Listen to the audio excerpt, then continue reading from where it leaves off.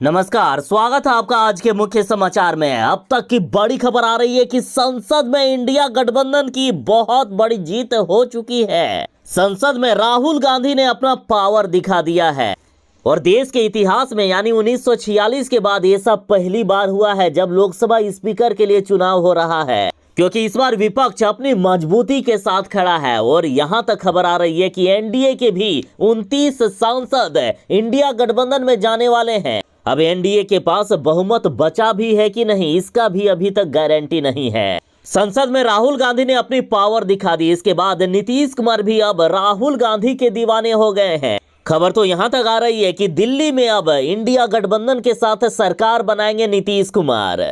देखिए, एनडीए की तरफ से ओम बिरला को लोकसभा स्पीकर के पद के लिए चुना गया है और उसी के बाद से बड़ा बवाल शुरू हो गया।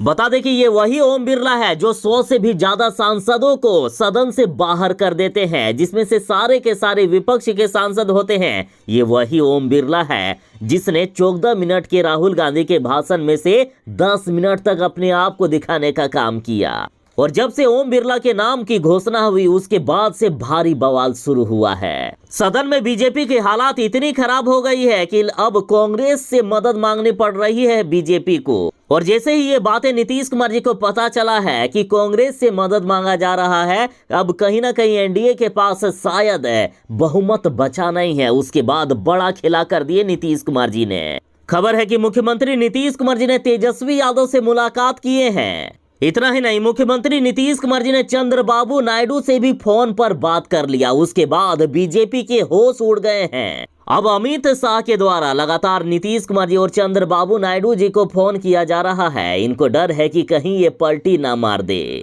बता दें कि एनडीए के घटक दलों में से नीतीश कुमार की पार्टी जदयू के 12 सांसद हैं, जबकि टीडीपी पार्टी के 16 सांसद। और यदि ये इंडिया गठबंधन में आ जाते हैं तो एनडीए की तो हालात खराब हो ही जाएगी, साथ ही इंडिया गठबंधन के 263 सीटें हो जाएंगे। और इधर राहुल गांधी ने बड़ा दावा कर दिया है। राहुल गांधी ने कहा है कि एनडीए के 29 सांसद हमारे संपर्क में है, कभी भी गिर सकती है एनडीए की सरकार। ये एनडीए की सरकार नाजुक स्थिति में है। Rahul Gandhi full confidence mode में नजर आ रहे हैं। राहुल गांधी ने अब दावा कर दिया कि जब चाहे तब हम गिरा सकते हैं एनडीए की सरकार। देखिए, लोकसभा स्पीकर का पद ना ही नीतीश कुमार की पार्टी को दिया गया और ना ही चंद्रबाबू नायडू को, जिसको लेकर नीतीश कुमार तो नाराज है ही और अब चंद्रबाबू नायडू भी काफी गुस्से में नजर आ रहे हैं। स्पीकर पद को लेकर चंद्रबाबू नायडू इतने जिद्दी बन गए थे कि राजनाथ सिंह के घर पर बैठक बुलाई गई थी, उसमें से टीडीपी के एक भी नेता शामिल नहीं हुए थे।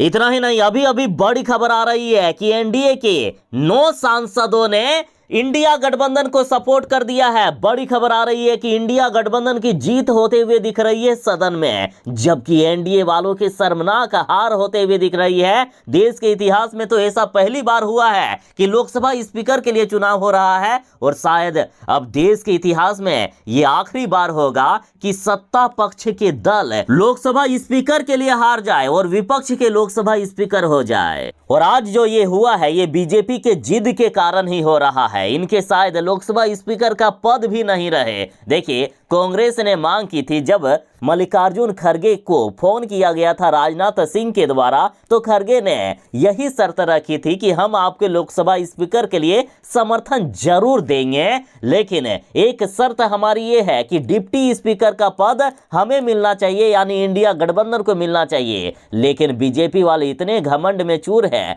कि कांग्रेस की बात या इंडिया गठबंधन की बात को इन्होंने नहीं माना। और आज हालात ये है कि खुद बीजेपी को लोकसभा स्पीकर के पद पर हार का सामना करना पड़ सकता है। और इधर कांग्रेस की तरफ से ये लेटर भी जारी कर दिया गया है, जिसमें से 3 लाइनों को भरना है और कहा गया है कि जितने भी सांसद हैं इंडिया गठबंधन की सभी को मौजूद रहना है सदन में। यानी बड़ा खेला होने की तैयारी हो गई है। इंडिया गठबंधन बड़ा खेला करने वाला है। यहां तक की खबर आ रही है कि शायद ये इतना बड़ा खेला होगा कि एनडीए की सरकार को ही गिरा देगा। बीजेपी के हालात इतनी खराब हो गई है कि लगातार ये लोग काफी टेंशन में नजर आ रहे हैं। अमित शाह जी लगातार नीतीश कुमार जी और चंद्रबाबू नायडू को फोन कर रहे हैं और इसी बीच अब चंद्रबाबू नायडू ने शतरंज की चाल चल दी है। देखिए, अब तक बीजेपी को सिर्फ नीतीश कुमार जी का सामना करना पड़ रहा था, क्योंकि नीतीश कुमार जी लगातार बिहार के लिए विशेष राज्य की दर्जा और विशेष पैकेज की मांग कर रहे थे। लेकिन अब चंद्रबाबू नायडू भी कहां कम रहने वाले,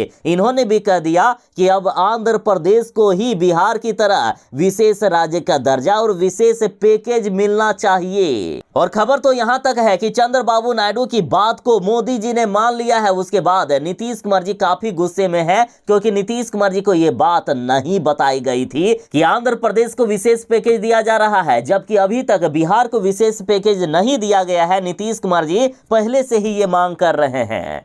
फिर क्या था, नीतीश कुमार जी ने आखिर चेतावनी दे दी है बीजेपी को कि 29 जून के लिए तैयार हो जाइए। दिल्ली में बड़ा खेला करने वाले हैं नीतीश कुमार जी। देखिए, वैसे तो एनडीए के पास 293 सीटें हैं, जिसमें से बीजेपी के 240 सीटें हैं। लेकिन तमाम मीडिया में, साथ ही देश के बड़े पत्रकार भी, जो वरिष्ठ पत्रकार हैं, वे भी दावा कर रहे हैं कि शायद अब एनडीए के पास बहुमत नहीं बचा है, इसलिए ये लोग अब कांग्रेस से मदद मांग रहे हैं, क्योंकि इनके पास यदि बहुमत होता तो ये कांग्रेस को फोन नहीं करते। और इसी बीच टीवी 9 की खबर आ गई है कि दिल्ली में इंडिया गठबंधन के साथ सरकार बना लेंगे नीतीश कुमार जी। एबीपी न्यूज की खबर है कि संसद में इंडिया गठबंधन की बहुत बड़ी जीत हो रही है। और इसी बीच अब पीएम मोदी जी का बड़ा बयान सामने आता है। जो मोदी जी तानाशाहों की तरह बात करते थे, 56 इंच का सीना लेकर सदन में चलते थे, वो मोदी जी आज कह रहे हैं कि सरकार चलाने के लिए बहुमत होता है, लेकिन देश चलाने के लिए